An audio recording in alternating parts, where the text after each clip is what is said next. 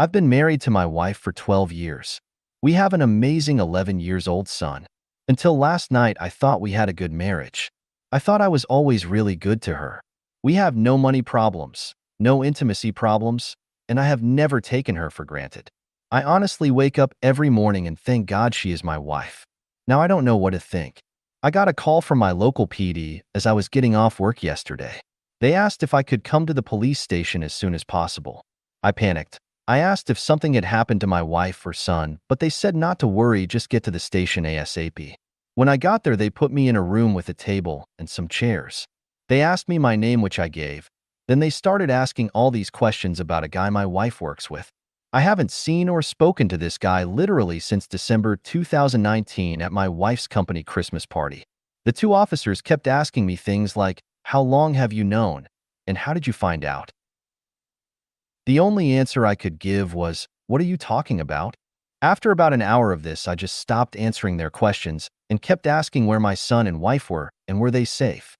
We just kept going around and around until after about 2 hours on and off, because they would periodically leave the room for 15 to 20 minutes, then come back and start it all over again like some cheap cop show. The last time they came in, the cop handed me a tablet and showed me a video of my wife and the guy from her work having sex. I don't remember much right after that. I just remember screaming, "What the F is this?" over and over again. I had a full-blown panic attack right there in the middle of the police station. The police had a paramedic check me out, and he said my blood pressure was something like 170 over 110. He wanted me to go to the hospital, but I refused and said I needed to find my wife and my son. After I calmed down, the officers explained that the guy in the video had been having an affair with my wife and apparently several other women. He had been found that morning in his driveway, beaten, raped, and set on fire. He was still alive but in critical condition, and they didn't know if he would make it. His wife had given them permission to go through his phone and computer, and that's where they found the video of my wife. They asked me where I was that morning, and I told them the gym, then work about 10 minutes from my gym. At that point, they said I could go, but that I might not want to stay at my house because they didn't know if his affair with my wife could be why he was attacked. They also said my wife wasn't the only person he was having an affair with. That's when I rushed home. My son was staying with our neighbors, so I got him and went home. We packed some clothes and his laptop for school. I grabbed my gun and we headed to my parents' house 45 minutes away. I still haven't heard from my wife. Her phone is going straight to voicemail. I've called the officer who gave me his card, and he said she is at the hospital with the guy she's been cheating with. I am sitting here in bed with my son on one side of me and my .38 on the other. My dad is sleeping in his chair in the living room with a shotgun across his lap, and I've not slept in over 30 hours. I don't even know where to start. Anything would be helpful right now. Any advice or ideas? I am in a fog. Update. I attempted to post this on Saturday, December 19th, but it didn't go through, and I got blocked from reposting because I asked a yes/no question anyway. Here it is again. I'm working a bit, so I may not be able to reply that much right now. My original post was removed, but a lot of people messaged me and asked for an update. I thought I would fill everyone in on what has happened this week because the replies I got helped me so much. I really feel like I owe this community a big thank you for helping me get my head on straight and pointed me in the right direction to get everything done as fast as possible. For those people who said my post was fake, my only reply is I wish. From the bottom of my heart, it was. Sometimes the truth is stranger than fiction. For those who said they couldn't find a news story, apparently due to the nature of the attack, a lot of information was withheld.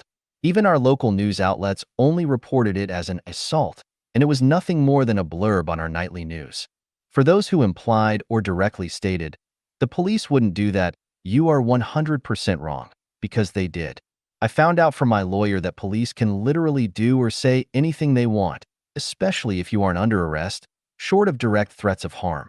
That includes lying directly to your face, which they did. It turns out my wife wasn't at the hospital with her lover when I contacted the detective. She had been admitted to that hospital's psychiatric facility much earlier in the day, while he was still in surgery. I don't know why they would lie about that, but they did. Needless to say, this situation has caused me to become very suspicious of law enforcement. After I woke up that afternoon, I contacted my uncle's law partner, who is a family friend. He actually came to my parents' house and sat down with me to go over my options. His entire law firm is now representing me, both in the divorce and criminal defense. That day, Sunday, he got me an emergency custody order and a protective order against my wife for me, my son, and my parents. Our court date is in 60 days. The police served her on Monday as she was leaving the psych hospital. According to her brother, who is a close personal friend of mine, she did not take it well. She is staying with her parents for the time being. I still haven't talked to her, and she hasn't made any attempt to speak to me either. Whether that's due to shame, indifference, or the order of protection, I don't know. But I'm glad of it all the same. My wife is not the person I thought she was, and I'm ashamed of myself for not seeing it sooner. I had to tell my son something, so I decided to tell him the truth, age appropriate, and literally the first words out of his mouth was, "Please don't let mommy take me away." I asked him why he would say that, and from what he tells me, my wife has been treating him very badly when I wasn't around, and told him, if he told me, she would take him away and my son would never see me again. She has been emotionally torturing our son, and I was too blind to see it. That wrecked me more than the video, to be honest. I told the lawyer about what my son said, and he used my son's statement and her mental state and commitment to get the emergency custody.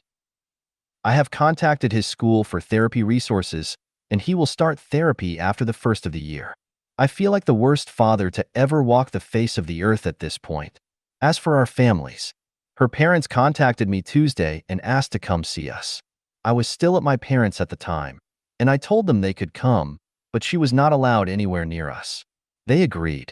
They were so apologetic, and her poor mother didn't stop crying the entire time she was with us. Her father was heartbroken and kept referring to my wife as that girl. They both said they felt like something was going on with her, and they did not raise her to be this way. We hugged and cried before they left, and I told them they will always be a part of our lives no matter what happens with the divorce. After what my son told me, their visit was the hardest part of our whole ordeal. My lawyers have been doing amazing work so far. They found out that the man my wife was sleeping with has a long criminal record. One of the lawyers informed me that when they went to print out the guy's arrest record, the printer ran for 5 minutes straight. From what they could learn, he is currently on parole for drug offenses and has had gang affiliations in the past. He is still alive but in critical condition and still may not make it. The firm has an investigator who contacted the coworker who drove my wife to the hospital. The coworker informed them that my wife's affair was an open secret around the office. My lawyers think that's how the police figured out who I was and who my wife was in the video. There are several photos of last year's Christmas party at her work, and my wife and I are in several of them. That's where I currently am in this whole situation. I am just numb, still lost, and heartbroken. How long does the numbness last? And is there any way to get past this emotional lethargy faster? I mean, really numb, like a dream. Everything I've just said has felt like it's happening to someone else. Edit. Got the date wrong update, too sorry for the novel, but I just needed to vent and get this week off my chest. TLDR. Found out wife was cheating from cops questioning me about the assault of the guy she was cheating with. Divorcing, now she claims she has substance abuse problems and asks for another chance. I feel like an idiot for not seeing it when we were together. I will start off again by saying thank you to everyone who replied to both my original post and my update. This sub really did help me so much. If I didn't respond to you directly, I'm sorry, but I got so many messages I can't keep up with them all. First, my son is doing so much better. He started therapy the first week of January, and the difference is already noticeable.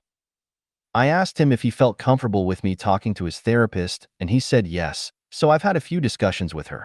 According to the therapist, my SDBX would verbally and emotionally abuse our son whenever they were alone together. He was not allowed to make noise or bother her in any way when he was home. She would leave him alone for hours on end, and even overnight if I was out of town. She would then threaten him with being taken away and never see me again, if he told me or anyone else. The therapist said this has made him feel powerless and dependent in a time in his development that she should actually be feeling empowered and self-reliant. So to that end, I have bought him his own phone and helped him memorize family members' phone numbers and as many addresses as are relevant. I've also been teaching him situational awareness, to pay attention to street names and how to read addresses on buildings. We've also role-played how to ask people for help, how he can clearly explain to strangers that he's in trouble, and he doesn't feel safe. I know this may sound silly, but my son can be a bit introverted and shy when he doesn't feel comfortable. Even though we've only been doing this for a few weeks, I can see that it's really building his confidence. Any suggestions on how to continue to build his self-reliance would be really helpful. His safety and well-being is still my number one concern right now. As for myself, I'm doing as good as can be expected. I started therapy around the same time as my son, and although I don't speak to my therapist as much as he does, it has helped to be able to talk through my thoughts and feelings about everything that has happened to us and our family. The numbness is gone, but it was replaced by a white-hot ball of anger in the pit of my stomach whenever I think of my SDBX and what she's put our family through. Funny enough, although I hate feeling angry, it's a lot easier to deal with than the numbness.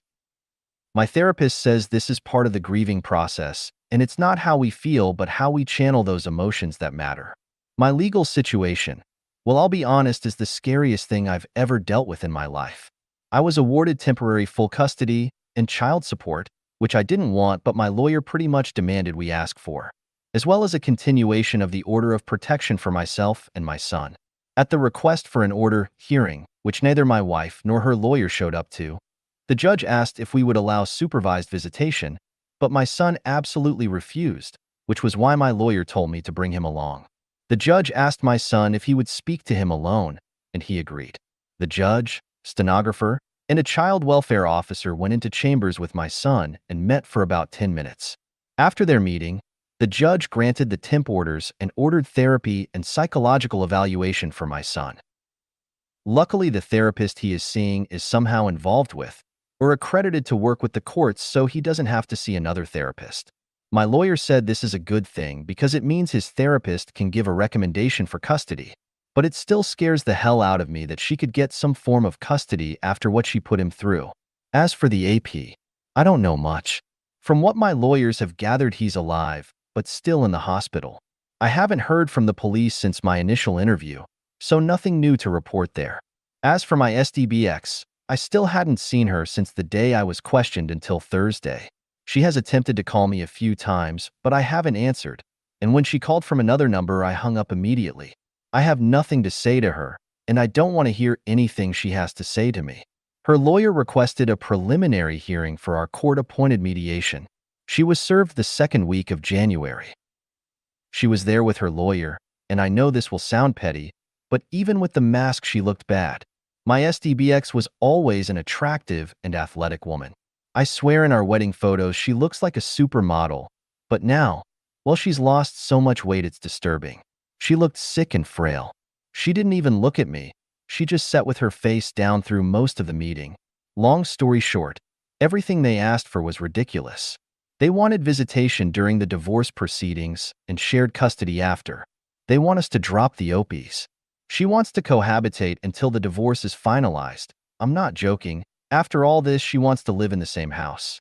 It was so insulting that my head throbbed through the whole meeting.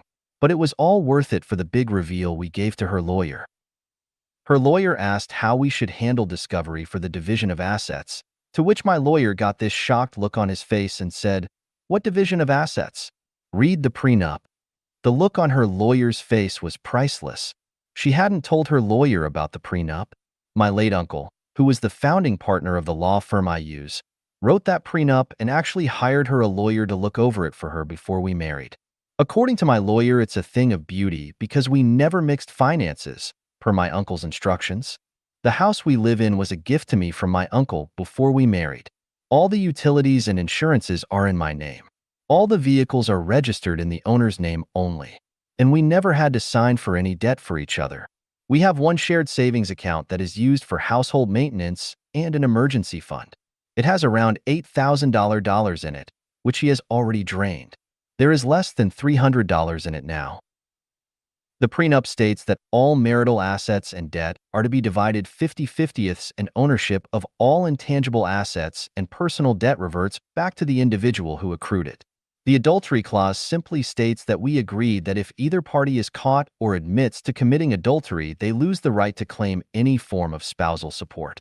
There's a lot more to it than this, but my lawyer assures me that trying to break this prenup will be damn near impossible because it is the most fair prenup he's ever read. But the last thing her lawyer asked for was what has really messed with me. He asked that we postpone the official mediation for 6 months while my SDBX attends an inpatient rehabilitation facility for substance abuse.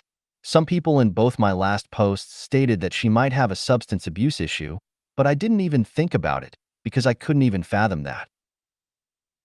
I talked to my lawyer, and he said that we would discuss it and get back with him about our decision on that. Before we left, my SDBX spoke, literally for the first time, and asked me to read a letter she had written me. My lawyer gave me that this could be a snake, so be careful look, and I debated with myself for a moment but decided to take it. When I got home I read it, and now I wish I hadn't. It started off with all those busted cheater platitudes that everyone warned me about. I love you. I love our family. I know I mistreated son, and I hate myself for it. I want us again. But she did explain that after a major surgery she had about 2 years ago, she started abusing her medication. After a while, she started buying them from some of the people she worked with, including AP. He became her go-to guy, and when she ran out of money, she started sleeping with him to make up the difference. She said she hid this from me because she was afraid I would make her stop, and she couldn't feel right without them anymore. That he meant nothing to her but a fix, and she hates herself for doing what she's done both to herself and to us. Now she says she understands how awful what she's done is and wants to get better for our family, and asks me to at least give her some time to prove she wants this. Let me state, for the record, I will never get back with my wife. Our marriage was over the moment she cheated on me and abused our son. But damn, where the F was I while all this was going on? I just feel like the most naive, obtuse idiot to ever walk the earth. And furthermore, how should I approach this from here? Am I just throwing her away, or am I still justified in feeling betrayed? I feel like such a failure as a husband and a father right now. I mean, I feel nothing for her but anger and resentment. But is this how you treat someone fighting the demons she's fighting? I'm just lost and feel so hopeless again. Anyway, any advice would be much appreciated here.